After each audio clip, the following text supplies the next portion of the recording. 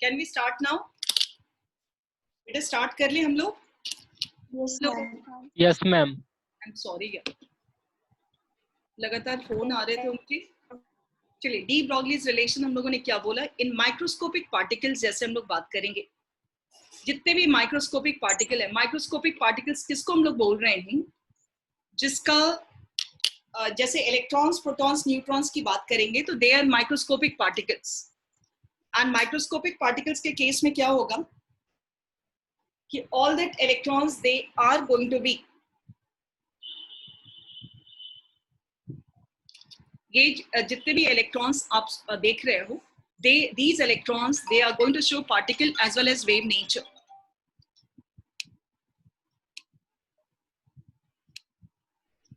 Particle as well as wave nature की हम बात करने की कोशिश करेंगे. तो यहां पर डी ब्रॉगलीज ने क्या बोला? दोनों पार्टिकल एंड वेव नेचर को कंबाइन कर दिया.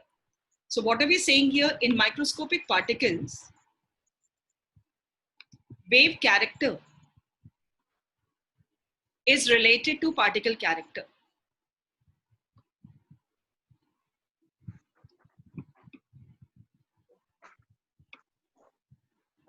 Is related to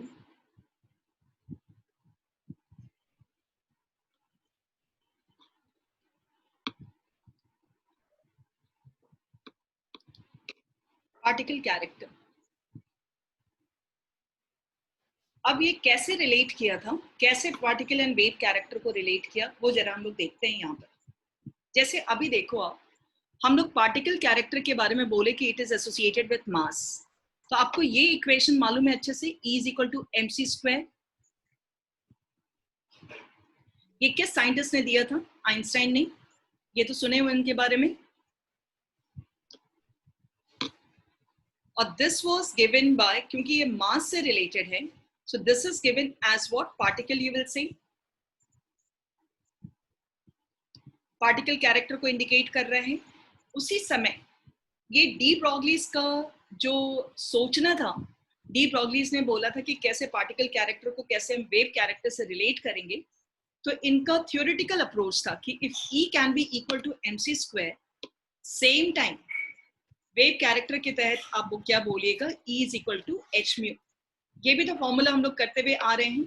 and wave की पहचान किस चीज से? फ्रीक्वेंसी से. E is equal to hν, E is equal to mc².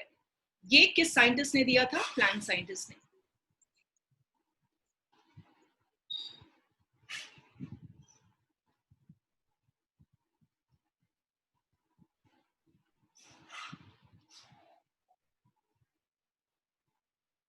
Means ये हम लोग इस तरह से बताने की कोशिश करेंगे कि इफ यू आर फाइंडिंग कि आपका particle character and wave character एक दूसरे से रिलेटेड है, तो यहां पर हम लोगों को ये चीज बतानी होगी कि E is equal to mc² and E is equal to hν. तो क्या हम इसको रिलेट कर सकते हैं? mc² is equal to frequency है ये, this is equal to c by lambda.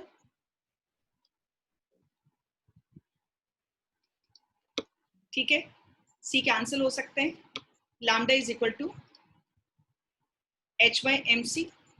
ये रिलेशन लाया गया और इस रिलेशन में बोला गया कि आप देख लो, this is indicating velocity, this is indicating wavelength. तो ये दोनों आपका वेव कैरेक्टर को दिखा रहे हैं और मास किस कैरेक्टर को दिखा रहे हैं? Particle character. So lambda is equal to h by mc when you are saying here.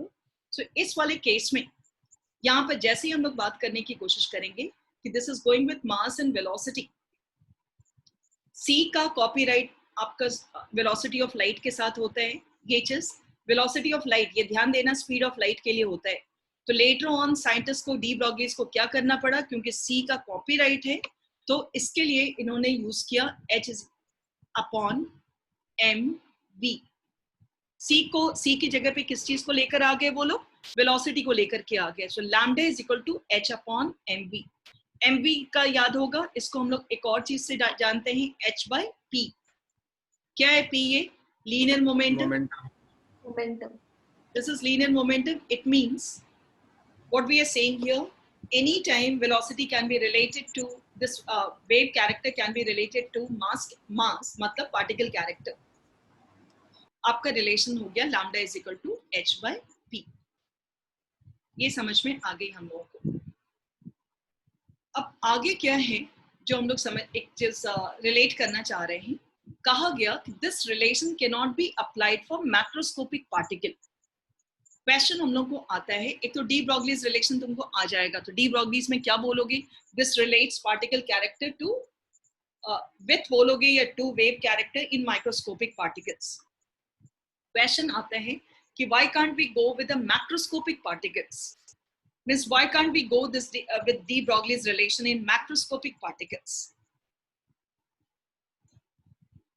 कुछ आइडिया दो।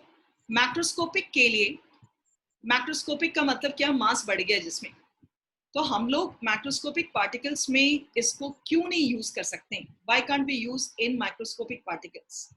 रीजन क्या होगा? What can be reason for this?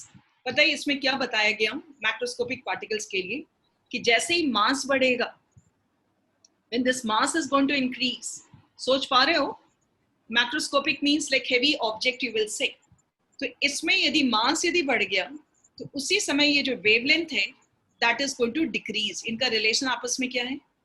Decrease करेगा, मतलब मास बढ़ा एंड वेवलेंथ घटेगा। वेवलेंथ घटने का मतलब क्या हुआ? This is going to be, ये चीज घटेगा।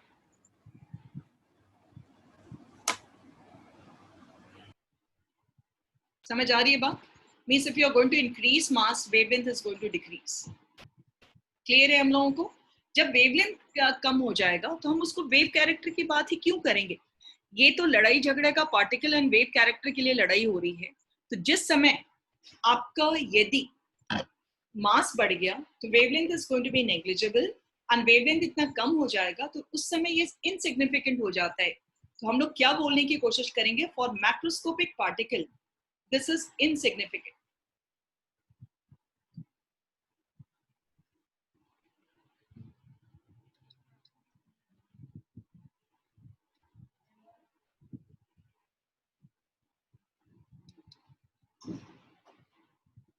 ठीक है? For macroscopic particles it is going to be insignificant. तो क्यों इनसिग्निफिकेंट हो गया है इसके लिए जरा सा आप लैंग्वेज लिख लो कि विद इंक्रीज इन मास, आप स्टेटमेंट यदि लिख रहे हो तो प्लीज स्टेटमेंट लिख लीजिए। With increase in mass wavelength decreases, hence it does not show wave character. ठीक है? It does not show wave character, so this becomes insignificant. सही है? अब एक हम लोग रिलेशन यहाँ पर निकालेंगे। रिलेशन क्या है आपको डिराइव करने आता है। 2 pi r is equal to n lambda, ये डिराइव करना है by using derive 2 pi r is equal to n lambda by using de Broglie's relation.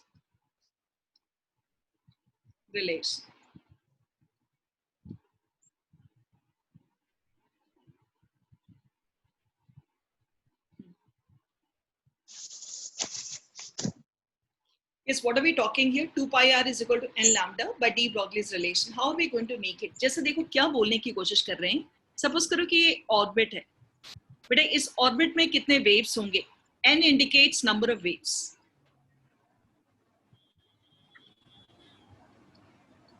ठीक है? This it indicates. अब कैसे ये आया 2 pi r is equal to, ये आपका क्वेश्चन आता है, ये अपना NCERT क्वेश्चन भी है।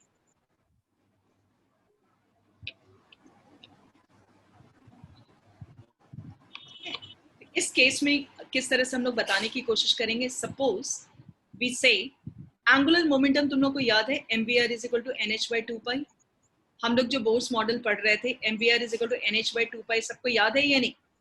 Do we remember when electron spins within the orbit, उसके angular momentum is equal to nh by 2 pi? जल्दी से बोलो, ये रिलेशन याद है या नहीं? Yes ma'am. ठीक है, रिलेशन याद है, mvr is equal to nh by 2 pi. अब lambda is equal to NH by, इसको हम लोग रिलेट करने की कोशिश करेंगे। क्या हम इसको ऐसे लिख सकते हैं? 2 pi r is equal to NH by mv। Can we write it like this? 2 pi को इधर कर दिया, mv को नीचे ले आया, चलेगा? बोलिए। अब बताओ lambda is equal to, according to de Broglie's relation, क्या हम इसकी जगह पर लैम्डा लिख दें? Yes ma'am.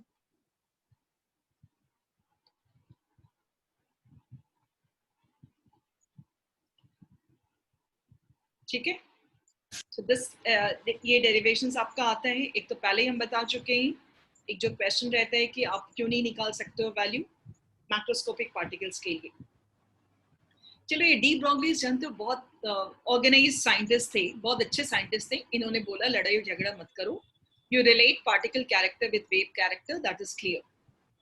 लेकिन जिस साइंटिस्ट को बहुत ज्यादा ऑब्जेक्शन था वो साइंटिस्ट थे आपके हाइजेनबर्ग। ये साइंटिस्ट को, ये हाइजेनबर्ग, इनको एक चीज जबरदस्त प्रॉब्लम हुआ कि कैसे आप किसी चीज को सर्टेनिटी के साथ बात कर सकते हो। कोई भी ऑब्जेक्ट यदि मोबाइल है, उसको कभी भी आप, मोबाइल का मतलब होता है ज्यादा मूव करता रहता है, उसकी गारंटी आप कभी नहीं ले सकते हो कि हम उसको लोकेट कर सकते हैं कहीं पर, एक बार में लोकेट भी कर सकें एंड वेलोसिटी भी निकाल सके। यानी कि particle character and wave character एक साथ किसी ऑब्जेक्ट का निकाला नहीं जा सकता है। यदि फैन का ब्लेड्स, फैन जब चलता रहता है बहुत स्पीड में, तो तुम चाहोगे कि ब्लेड को हम लोग देख लें और ब्लेड को लोकेट कर लें कि अभी इतने एंगल से ये घूम रहा है, और ये जो उसके साथ साथ हम वेलोसिटी भी निकालने की कोशिश करें, तो this is not possible. So Heisenberg uncertainty principle says what, इनका कहना है कि आप कभी भी किसी भी माइक्रोस्कोपिक, जैसे मच्छर मक्खी है, मच्छर को या मक्खी है, जब वो बनाना शुरू करता है तो वो कहीं पर भी, आप जब तक उसको हटाने की कोशिश नहीं करो, इट कैन गो एनीवेयर, जितना उसको स्पेस मिल रहा है, जितना स्पेस मिल रहा है वो कहीं भी जा सकता है। वही चीज हाइजेनबर्ग अनसर्टेनिटी प्रिंसिपल में है कि ये कहता है कि आप बिल्कुल मत बात करो कि आपको सब चीज फिक्स्ड आपको पता है। यहां आप बोलिए it is impossible to find out,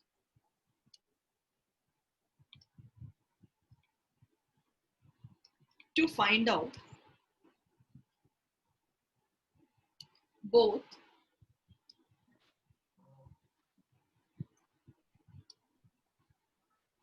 position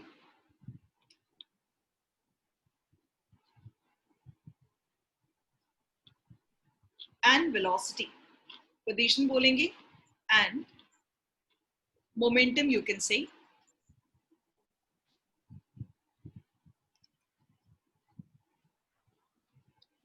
or velocity you can say here.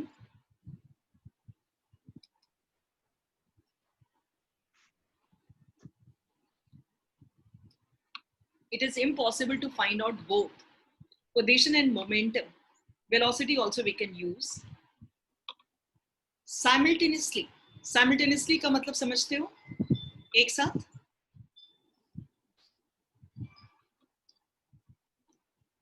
with great accuracy.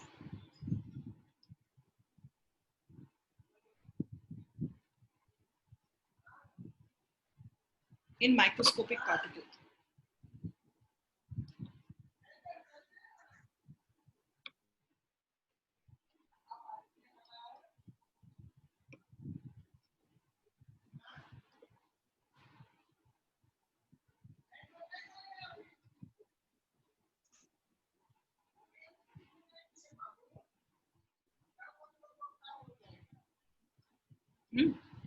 So what are we talking here? It is impossible to find out both position and momentum simultaneously. जैसे fan का blades लगातार घूम रहे हैं, तो हम उस blade का पोजीशन एंड स्पीड एक साथ नहीं निकाल सकते हैं with great accuracy in microscopic particles. ठीक है, माइक्रोस्कोपिक पार्टिकल्स के लिए है। और इनका क्या कहना था साइंटिस्ट का कि यदि आप ये सोच के चलो कि this is delta x which is explaining uncertainty in position.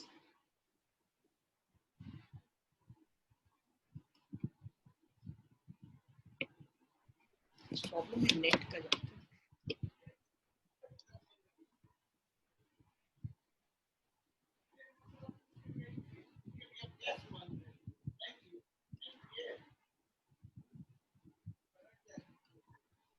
uncertainty in position, delta x you will say. This is called delta x is taken as uncertainty in position we are talking. And delta v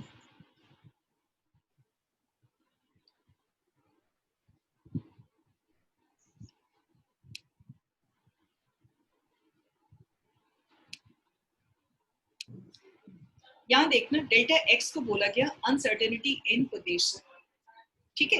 uncertainty in position का मतलब होता है कि जब आप किसी कोई भी ऑब्जेक्ट जो काफी तेज चल रहा है, काफी स्पीड में चल रहा है, उसके लिए आप कभी भी ये श्योर नहीं हो सकते हो। अनसर्टेनिटी वर्ड क्या बोलता है? एरर। ये एरर की बात करता है, ठीक है। दिस टॉक्स अबाउट एरर वहां पर। एंड उसी समय यदि तुम बात करोगे डेल्टा वी के लिए, delta v we are talking, this is reported as uncertainty in velocity. This talks about uncertainty in velocity.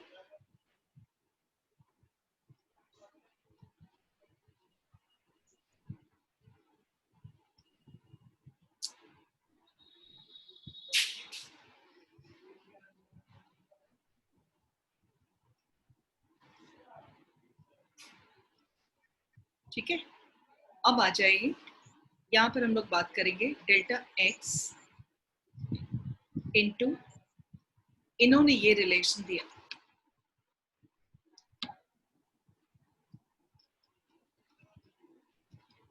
इसको मैं ऐसे भी लिख सकती हूँ डेल्टा x। किसने बताया?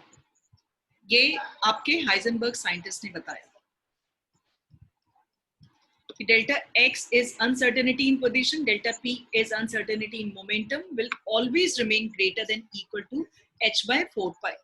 यानी कि कभी भी आप किसी माइक्रोस्कोपिक ऑब्जेक्ट यदि मूव कर रहे हैं, उसका आप चाहोगे कि हम उसको लोकेट कर लें, तो आप कभी ये नहीं बोल सकते हो कि पक्का पक्की हमको उसका जगह मालूम है, और कभी आप ये नहीं बोल सकते हो कि उसकी वेलोसिटी हमको पता है। उसमें गलती आएगी ही आएगी। तो कहते हैं कि आप श्योर होके मत बात करो, आप उसको एरर करते हुए बात करो। और for electron it was seen कि उनके अनसर्टेनिटीज जो हैं that is greater than equal to h by 4 pi है, ये वैल्यू के साथ। और इसके बाद ये भी बोला गया कि this is insignificant for macroscopic particles, ये एक्सप्रेशन आ गया। इसके बाद ये आपका हाइजेनबर्ग अनसर्टेनिटी प्रिंसिपल का एक्सप्रेशन हुआ, कहा गया this is insignificant for macroscopic particles. For macroscopic particles जरा सा चेक करके बताओ कि क्यों मैक्रोस्कोपिक पार्टिकल्स के लिए ये इनसिग्निफिकेंट है। सोच के बताइए, why it's insignificant for macroscopic particles, क्या लगता है?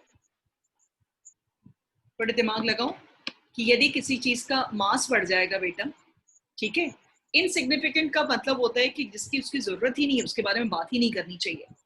यदि आप मास बढ़ा दीजिएगा तो अनसर्टेनिटी जो है वो इनवर्सली प्रोपोर्शनल हो जाएगा। For example if I am writing it like this, आप नोटिस करना कि डेल्टा x एंड m का रिलेशन कैसा है?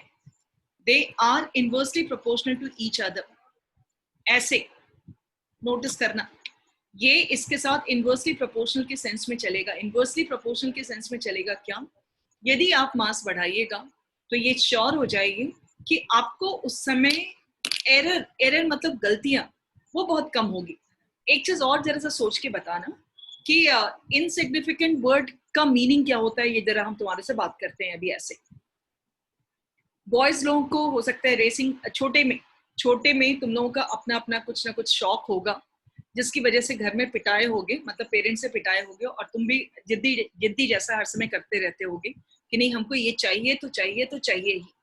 फॉर एग्जाम्पल गर्ल्स लोग ने हो सकता है बोला होगा कभी टेडी बियर के लिए या बार्बी डॉल के लिए बोला होगा, और टेडी बियर के बारे में बोला होगा, ठीक है। एंड बॉयज लोग, तुम लोग अपना कोई चॉइस बताओ जो तुम लोगों ने बोला होगा, जिसकी वजह से पिटाए भी होगे खूब बढ़िया से। Like when you were young, you were in standard 3, 4, 5, कुछ इस तरह से, और बहुत महंगी चीज किसी चीज ने बोला होगा, एंड उसके बाद पेरेंट्स नहीं दिए होंगे फिनेंशियल देखते हुए, अब सोचे होंगे कि बिगड़ जाएगा। कोई ऐसा चीज तुम लोग को याद है जिसकी वजह से खूब पिटाए होगे, और आपको लालच थी, दूसरों के पास वो रहता होगा, एंड आपके पास नहीं रहता होगा. Can I take example of remote car? कुछ तो याद करो ना, सीधे 11th स्टैंडर्ड में नहीं आ गए होगे. कुछ याद करो जिसकी आपकी कुछ, या साइकिल होगा, साइकिल होगा जिसके लिए डिमांड करते होगे. मेरा तो अभी का बेबी डांस करना. कौन, किस चीज का? आवाज नहीं आ रही है बेटा. कोई एक बता दो example, so that I will be able to explain. किस चीज के लिए बोल रहे हो? आवाज नहीं आई जिसने बोला. ये बेटा लिखिए. Any object like you felt that you wanted, लेकिन आपको वो चीज नहीं मिल पाया. रिमोट कार हो गया. और video game, yes video game हो गया. अब बताओ कि तुम्हारा 10th स्टैंडर्ड में रिजल्ट अच्छा आ गया, क्या अब आपको वीडियो गेम चाहिए? क्या वो बच्चा वाला जो ट्राई साइकिल जो था, क्या आपको चाहिए? क्या आपको टेडी बेयर दिया जा सके? क्या आपको अभी ये बार्बी डॉल दिया जा सके? तो सही है क्या? तो आप बोलोगे कि नहीं, मेरे एज के साथ वो इनसिग्निफिकेंट हो गया, अब मेरे को साइकिल नहीं, मेरे को बाइक वाइक चाहिए. तो चॉइस, सवाल उठता है कि आपका किस एंगल से कौन सा चीज सिग्निफिकेंट है और किस समय सिग्निफिकेंट है. तो मजेदार चीज आपको बताते हैं. जब 1 साल का जब बच्चा होता है या पैदा लेता है, उस टाइम में बच्चे को कुछ नहीं पता है कि उसको क्या चाहिए. उसको, उस बच्चे को केवल वो टूटा फूटा वो झुंझुना वगैरह जब रहता है ना, उसकी आवाज से उसको अच्छा लगता है. टूटी हुई कार भी रहे, कोई ऑब्जेक्ट जिसको फेंक सके, खा सके, तोड़ सके, उस तरह की चीजें उसको अच्छी लगती है. लेकिन उस समय पेरेंट्स एंड रिश्तेदार सब जानते हैं, उसको इतना महंगा महंगा गिफ्ट देते हैं, कपड़ा ला ला करके, इतना कॉस्टली. कोई नानी दादी लोग चेन वगैरह ला करके, सोने का चेन, जो कि बच्चे को, और बच्चे को दिखा दिखा के बोल रही है, देखो बाबू तुम्हारे लिए लाए हैं, जबकि उसके लिए उस समय वो इनसिग्निफिकेंट है. बड़े में आकर के कोई तुमको सोने का चेन देने की कोशिश नहीं करेगा और कॉस्टली कपड़े खरीद के कोई नहीं देने की कोशिश करेगा, जिस समय आपको फैशन करके बाहर निकलना है. तो यहाँ पर बात हो रही है कि छोटे में सब कुछ दिया जाता है जो कि उस समय इनसिग्निफिकेंट होता है, और बड़े में आपको यदि देने की कोशिश की जाए कुछ ऐसी चीजों को जो छोटे में आपको चाहिए था, दैट इज इनसिग्निफिकेंट. तो इनसिग्निफिकेंट को यही चीज बताने की कोशिश कर रहे हैं हम आपको, कि जैसे ही मास बढ़ेगा, देन दीज थिंग्स, ये जो एरर है वो इनसिग्निफिकेंट हो जाता है. एक चीज और इंटरेस्टिंग चीज सुनोगे, जब आप छोटे थे तो आपको टीचर हैंडराइटिंग के लिए बड़ा डांट लगाती थी, एंड हैंडराइटिंग के लिए मार्क्स काट लेती होंगी. हैंडराइटिंग हो गया, स्पेलिंग हो गया, ये सब के लिए आपको साइंस में भी मार्क्स कटता होगा. लेकिन आज के डेट में when you are in 12th standard, तो ना तो आपको हैंडराइटिंग के लिए हम मार्क्स काट सकते हैं, ना तो स्पेलिंग के लिए. अब ये handwriting and spelling, that is insignificant in answers. ये सारी चीज को आप समझोगे तो ये बात क्लियर है कि delta x and m delta v ये केवल माइक्रोस्कोपिक पार्टिकल्स के लिए था, और माइक्रोस्कोपिक पार्टिकल्स के लिए, और इनका इंडिकेशन था just to explain you error जो भी होता है उसके बारे में बताने के लिए किया गया था. अब थोड़ा सा हम लोग क्वेश्चन करते हैं बेटा, जिससे कि आपको ये फॉर्मूला और क्लियर हो जाएगा. पहले हम क्वेश्चन नंबर 2.20 पे जा रहे हैं. यदि बुक है आपके पास तो ये डी ब्रॉगलीज पर है. Calculate the wavelength of an electron. ठीक है, ये बात करता है calculate the wavelength of an electron moving with a velocity 2.05 into 10 to the power 7 meter per second.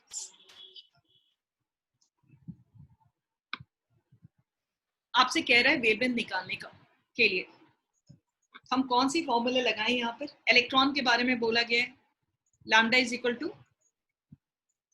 h/mv. h stands for 6.6 into 10 to the power minus 34. ठीक है, मास के लिए क्या करेंगे, 9.1 into 10 to the power minus 31. सबको पता है इसके मास क्या होते हैं. वेलोसिटी 2.05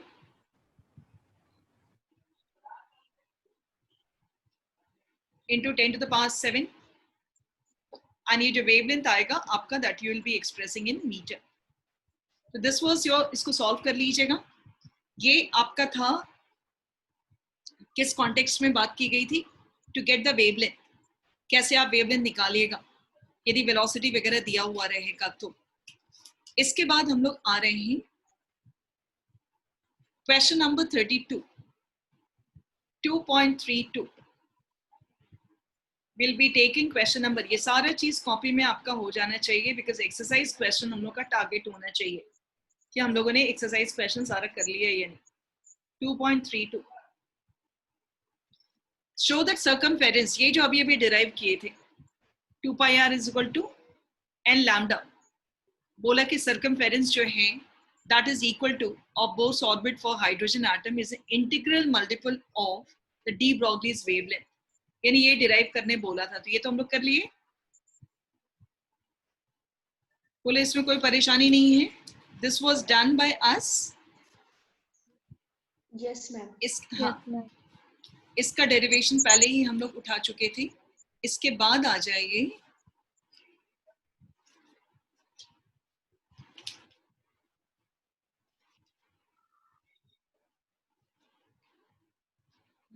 क्वेश्चन नंबर 2.58 नहीं 2.57, question number 2.57।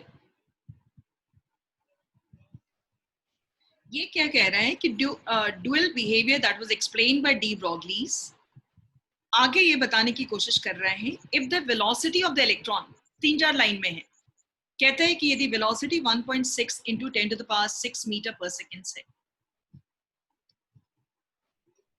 Calculate de Broglie's wavelength. De Broglie's wavelength यानी कि ये वेवलेंथ निकालना है associated with this electron.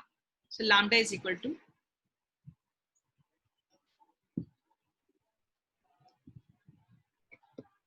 h by mv. If velocity is 1.6 into 10 to the power 6 meter per second, lambda is equal to question mark, lambda is equal to h by mv की बात आ रही है। तो हम लोगों के पास ये इलेक्ट्रॉन बोला है तो मास तो हमको पता है, वेलोसिटी पता है, वी कैन फाइंड आउट, ये तो आपको मालूम है 6.6 into 10 to the power minus 34।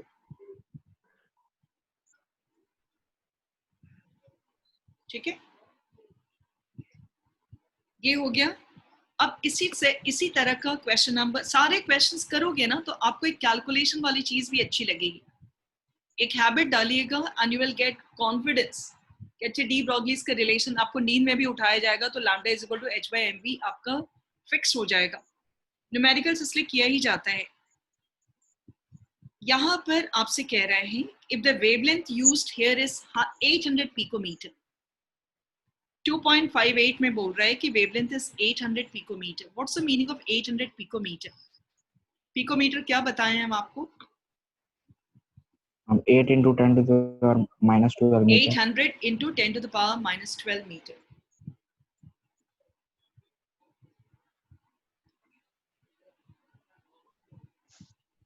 ठीक है, कैलकुलेट द कैरेक्टरिस्टिक वेलोसिटी, तो सेम फॉर्मूला यूज करेंगे। इस बार लैम्डा दिया हुआ है,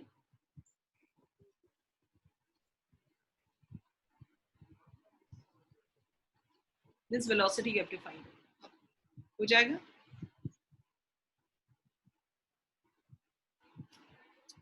एंड क्वेश्चन नंबर 2.59, 2.59 में भी देख लोगे, 2.59 में भी they have given you velocity, velocity is given and they are asking you to get the wavelength. This is given 2.19 into 10 to the power 6. So मेरा वही रिक्वेस्ट है कि आप अच्छे से कीजिएगा इसको।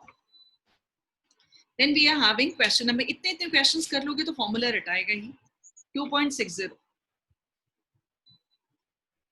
और लाइटली नहीं, सभी को कॉपी में आप कैलकुलेशंस में भी थोड़े स्मार्ट होने हैं आपको।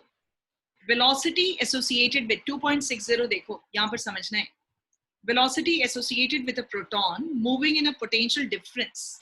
बेटा पोटेंशियल डिफरेंस जब बोल दिया है 1000 वोल्ट, आपको पता है कि हम इसको चेंज कर सकते हैं आराम से। Potential difference is 1000 volt and velocity is given as, इतने पोटेंशियल डिफरेंस में वेलोसिटी है 4.37 into 10 to the power 5 meter per seconds. If the hockey ball of mass, hockey ball का मास जो है 0.1 kg है,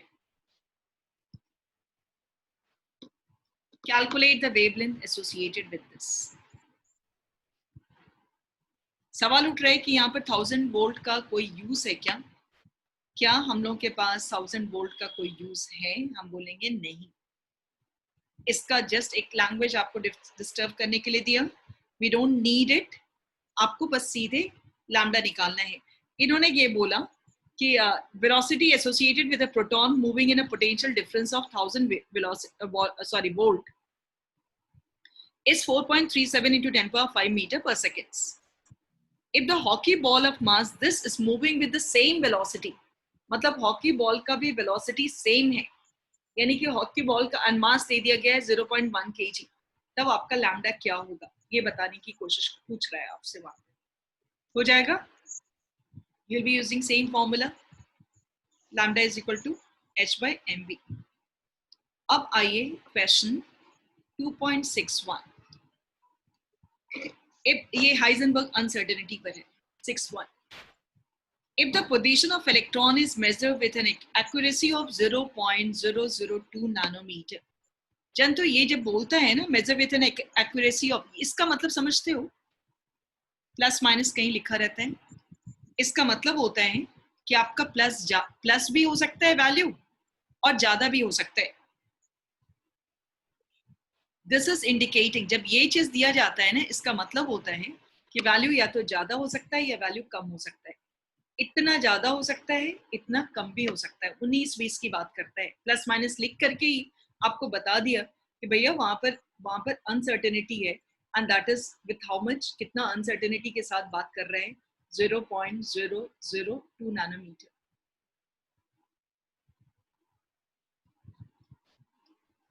आगे कहता है अनसर्टेनिटी इन द मोमेंटम आपको कैलकुलेट करनी है। It means you have to calculate delta P.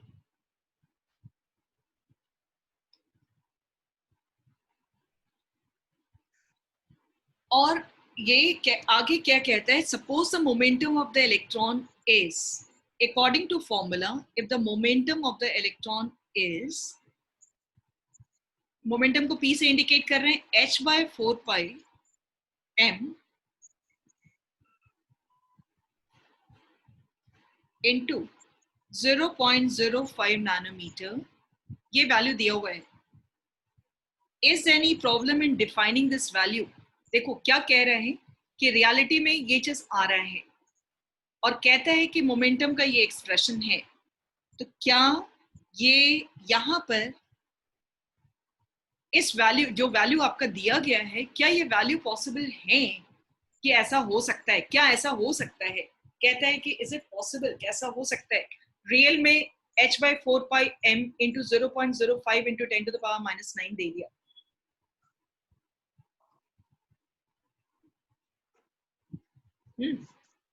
तो कहता है कि क्या ये पॉसिबल है, क्या हम लोग इसको चला सकते हैं? तो सबसे पहला काम क्या है कि जो वैल्यू दिया गया है उससे हम लोग निकाल लेंगे p को। Means first thing you will try to find out, जो हम लोग का जो फॉर्मूला है delta x into delta p, ये भी तो हम बताए हुए थे, greater than equal to h by 4 pi। आप यहाँ से डेल्टा p निकालिए by putting value of delta x 0.002 nanometre बोला है ना, 10 to the power minus 9 करके आप वैल्यू निकालिए। इसको जब भी ग्रेटर देन इक्वल है, इक्वल टू मान करके चलिएगा। 6.6 into 10 to the power minus 34 and 4 into 22 by 7, ये डेल्टा पी निकालिए।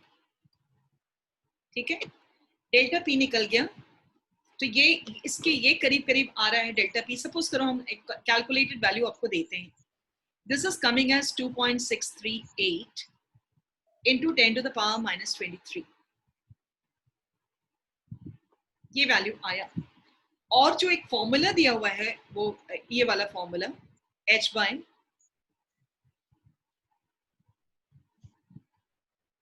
तो इंटरनेट मेरे यहाँ थोड़ा इम्बैलेंस है, जिसकी वजह से डिजिटल का लोड ले नहीं पा रहा है।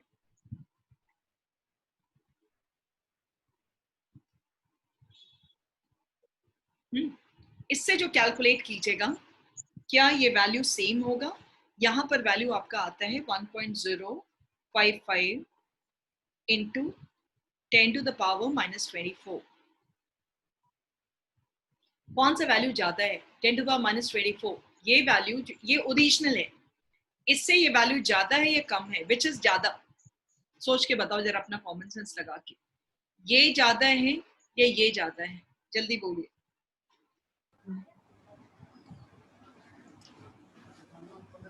ये ओरिजिनल है,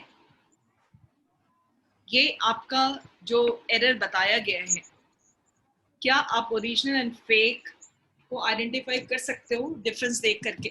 अरे बाबू ये साइंस पढ़ रहे हो, ये तो बता दो कौन ज्यादा है, ये ज्यादा है या ये ज्यादा है? n या power दोनों में? -23 वाला ज्यादा है।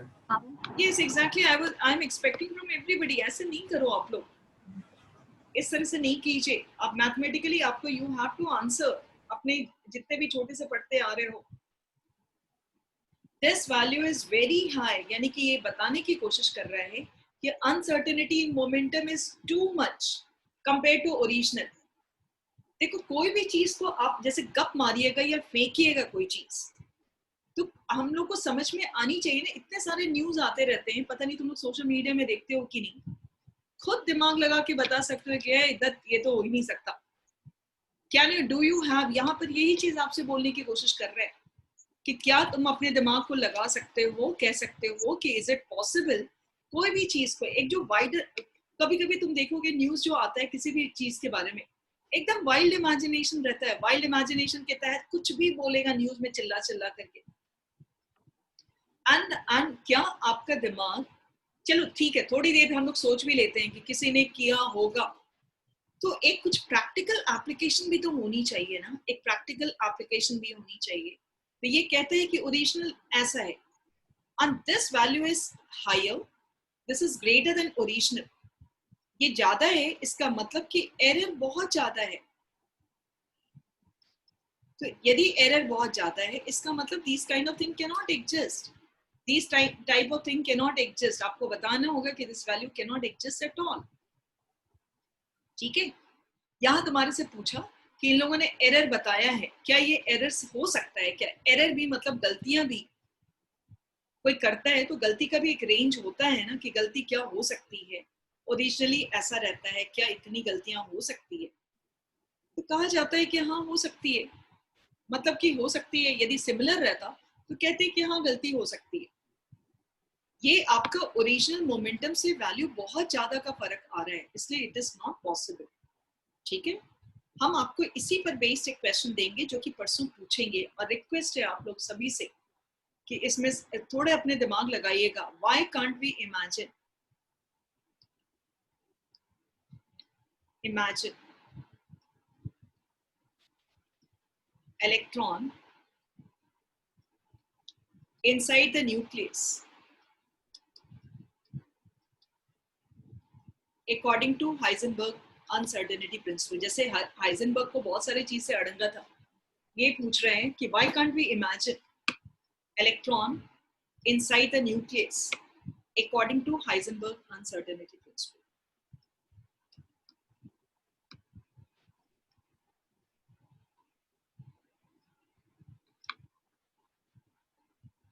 समझ रहे हो?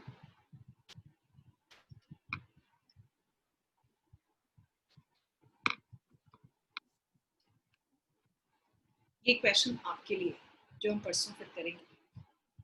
ठीक है,